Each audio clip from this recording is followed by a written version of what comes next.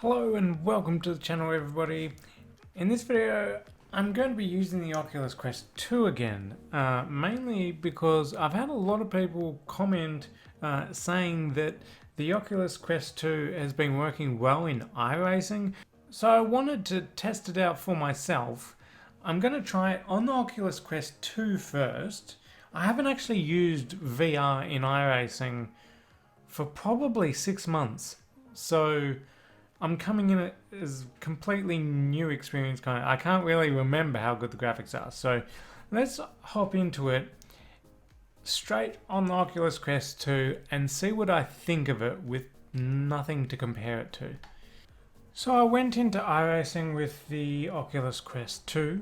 I did play around with the graphics preferences. So with the new V23 update, the resolution for 90 Hertz from standard is 3248 by 1648. However, my first test that I did, I went in iRacing at the maximum rendering resolution, which was 5408 by 2736. And the quality was very good, probably comparable to the Rift S. However, that does take quite a toll on your GPU. So if you don't have a strong GPU, you're not going to get very good frames, and 90 Hz is kind of pointless.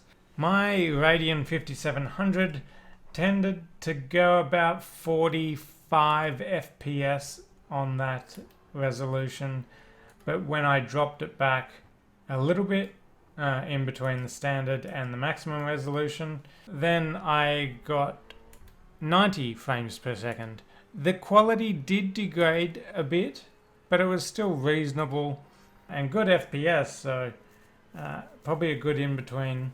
Now, in some of my previous videos with the Oculus Quest 2 and just racing games in general, I did say that with the compression I can notice a bit of wobbliness here and there.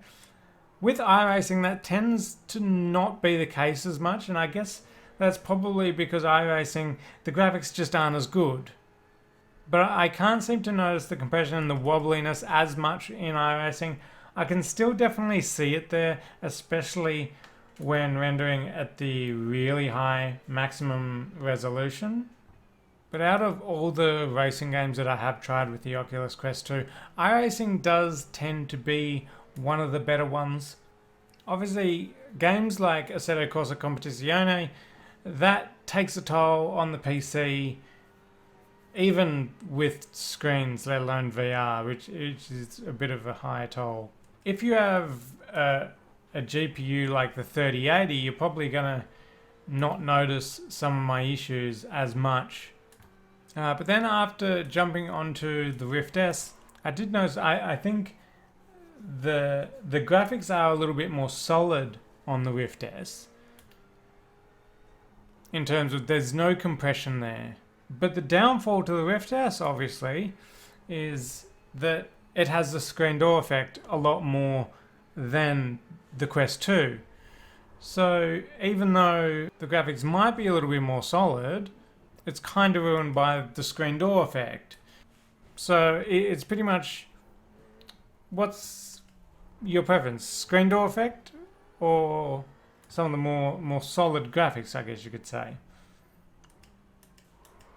Obviously, the Rift S doesn't have a battery, so you don't have to worry about charging the battery all the time. Whereas the Quest 2, it does. And the battery will probably slowly drain on you depending on the cable.